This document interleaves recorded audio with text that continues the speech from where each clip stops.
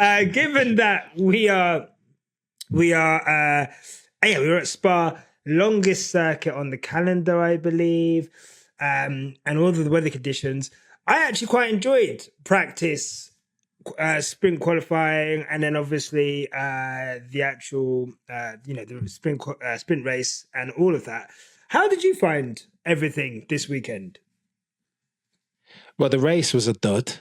Nasha, let's just get that out the way. Nothing happened. There was no friction or stakes or tension to build. We knew who was going to win. The only question that needed answering is how long was it going to take Max Verstappen to get from sixth to first? That was the only sense of uncertainty. Right before then, there was a bit of beef, wasn't there? Which I'm sure we'll get into. George Russell / AKA Osama bin Russell doing things again on track that are worthy of terrorists. That's a bit dodgy there, Nasha. I want to back George Russell and his thing, but come on, sir, you can't. Should we just get into it? Because go for it. Yeah, let's go, bro. Let's go. Let's just get into it. Let's not beat around the bush. Proverbial. George.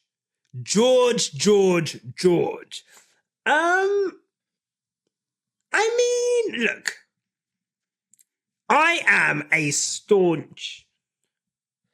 I've been a staunch George Russell backer from the start. And the biggest thing that I used to say was that George is, at the end of the day, if people want Valtteri Bottas 2.0 in the Mercedes seat, that isn't going to happen because George is someone, A, that I think is fundamentally a quicker driver, but also B, is someone that's trying to make a name for himself. He's a driver on the up. Valtteri was, I think, someone who'd plateaued at Mercedes, and you could talk about his career now. But George is trying to make a name for himself. He's trying to become, when Lewis does eventually retire, he wants to make Mercedes think about the type of driver they get in, and he wants to be the number one driver there. So I've always kind of said we have to take some of the things he does with a pinch of salt. And you can't expect him to just you can't expect him to be a number two driver for right? But mate, George in sprint qualifying. I mean, mate, look, and I just want to give some context to this as well. From what I've seen, right? George was on a lap, right? Lewis was on a warm-up lap. George goes past Lewis, right? Fine. Lewis gets out of the way. George goes past Lewis halfway around the track. For some reason or another, because it does happen twice. For some reason or another, Hamilton then goes past George, but George is slowed down to the point where it's like, oh, he's backed out of this lap. He's going to go again. So Hamilton goes past Russell. In the final chicane, there's a bottleneck, and George takes that opportunity to yet again go past Lewis Hamilton. Which is okay, fine, whatever. They're now running line astern down the straight into the first corner. George locks up to the point where he goes wide at turn one, comes back, blocks Lewis up to Eau Rouge. And then when Lewis tries to pass him, there is a little move to the left, to the right, and it just basically... Come on, bro. Okay, you know what? There's a significant move to the right. And I'm actually... a death maneuver. Yeah. There's like 3 or 4 things there that I think are egregious. I'm almost inclined to believe the last one is the most egregious bit. Because Nasha. And I think everyone's talking about going off at turn 1 and then coming back, but it's fine. You wanna keep your lap, fine, right? You're on the precipice of going out or whatever. You have to get a lap in. I get it. Your teammate is behind you with a massive toe. You can see him in your mirrors. Why are you blocking your teammate? Let him go through, carry on with your lap. stay in his whatever. I don't know. Cam, how did you see the George Russell Lewis incident? And I guess, is this, I guess, a watershed moment between the two Mercedes drivers? Oh, to your last, I certainly hope not, bruv. Because if it gets worse than this, and it has been getting worse gradually, but if it gets worse than what we saw, that move, Nash, I think you're being, I don't know, bruv, I don't know why you're being so kind and diplomatic to George. I know you're a George fan, secretly, discreetly, but George, we need to hold, this is the accountability quick stop F1 podcast today, yeah. Some people need to get held to account. Okay. As much as I love George, and everything that you've said about George is on the money. He's a killer of an F1 driver, no pun intended. He comes every race weekend to grab 25 points each and every single time. And I don't hate that, Nasha. I don't hate that. He's an F1 driver. He's come up through the ranks. What do you expect? He's a born winner, and he's not come there to wipe Lewis Hamilton's bottom or anybody else's. I don't hate that. I don't hate that. I don't even hate the turn one stuff because, again, he's an F1 driver and he's got a lap to set, yeah? So he's gone a little bit wide, but maybe he can potentially still go green. I don't hate that. A tad techie, a tad egregious, but I don't hate that. What I do hate, however, Nash, and this is where we're going to get techie on the accountability, dangerousness. You can't move that way, that late, that aggressively on the straight in front of another driver, let alone your blood teammate, Nasha. You don't do that. You do not do that because it's dangerous. Gilles Villeneuve at Zolder, way back when it's similar. Those straight line things, when you crash them times, that's when people don't come back. That's when you get serious injury / death. And George Russell needs to have a word with himself, and more to the point, Toto Wolff. I know they put out the PR thing. It wasn't George. It was a communication error. Cool, that's calm. But behind closed doors, yeah, you need to have a conversation with George Russell, a stern one. And there needs to be some home truths told, because Lewis wasn't having that. Lewis was fuming. Mr. Patron Saint Lewis Hamilton, who, again, the one thing that Lewis doesn't want to do is curse his younger teammate. You've seen Lewis instantly hand up, tightening his bloody 7-point harness to say, listen, that was very unsafe and unserious what you did there, George. I don't know, Nasha. I think there's George needs to have it, as brilliant as he is, as brilliant as he will be at some point in the future. But can't have that, bruv. That there is dangerous. Dangerous.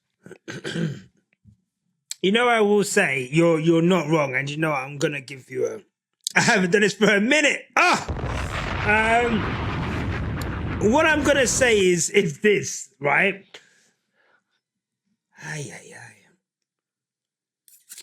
For me,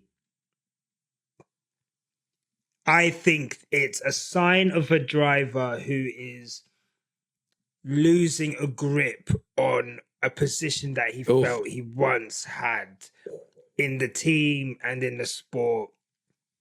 And we've seen, since they bought the big upgrade in Monaco and obviously a couple bits in Silverstone, whether the car's been developed away from him or whatever, he's not able to extract nearly anything as close to what Lewis is able to extract out of it.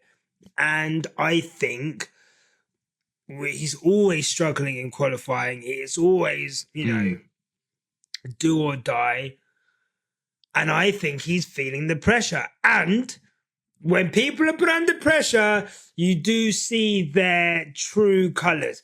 And honestly, and I don't mean this in a complimentary way, I think he's got a touch of Verstappen about him. When the lights are bright, young Verstappen, let's say. Well, no. Let's say 21. let's say 2021 Verstappen, right? Up to, because we haven't really seen Verstappen under pressure. But also, you could say Singapore last year, whatever. But to move in the braking zone, I mean, not even in the braking zone, but to do a late move on your teammate on a straight in qualifying, when your teammate, by the way, was the fastest person in the first round, right? I I genuinely think that this is a guy who, you know what, I'll apologize. I'll apologize. All the people who used to get at me and they used to say, George is a snake, George is this, George is that. And I used to bat it away. I did. Because I didn't see it. But in this very instance, I'm going to say sorry. That is some snaky shit. It's some snaky shit, bro. And you know what, George? I can't back you anymore. I'm sorry. So loud. I can't back you anymore, bro. Until you show me something else. Because it's this season, you look at what was it? Was it Spain? When they came together in practice. Bro, it's been again now. Communication. What is it? There's a film, I can't remember which film it is, but they're basically there's a government cover-up thing, and they shot down a couple of planes or something. I think it's in Iron Man, and Iron Man shoots over like a bunch of planes, and they're like, "How are we gonna fucking explain this?" And they say, "Just say it's a training exercise." That's Mercedes when they say it's a communication error. It's like a standard line. Trot that out. We'll take it on ourselves. But George has been at fault for some stupid ass shit recently that if it was any other team and driver, I'd be on here lambasting them, giving them absolute hell. And this guy, for me, fool me once, shame on you. Fool me twice, shame on me. And I you know what? I've got no more for him. And I think until he shows something different, and I think until he realizes the situation he's in and he defers slightly and concentrates on himself and gets himself back into a place he wants to be, then I think we'll see this more and more. I won't lie to you. Oh, yeah, mate, no doubt about it, Nasha. You know what, though, Nasha? I will disagree with you respectfully ever so slightly. Here's where, man, I can't get down with the snake label. He's not being a snake. He's being, Nasha? He's being George Russell, bruv.